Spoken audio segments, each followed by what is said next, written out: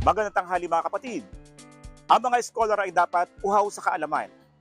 Ito ang sabi ni Pope Francis sa kanyang speech sa Gregorian University. Ikaw kapatid, anong kaalaman o skill ang gusto mong matutunan? Samahan niyo ako at magtatanong tayo dito. Pagnegosyo, sir. Bakit yun? Syempre maraming masingso sa sa pagnenegosyo Kahit maliit 'yon. Kung marunong ka doon Sa mga skills na gusto kong matutunan, isa doon is yung confidence and yung leadership, especially bilang isang student leader.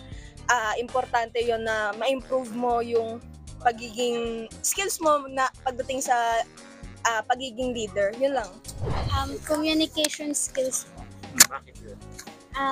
Kasi po, as a teacher educator po, it is really important po na magkaroon tayo ng communication skills para po ano po tayo kapag magtuturo po tayo sa mga bata. Time management.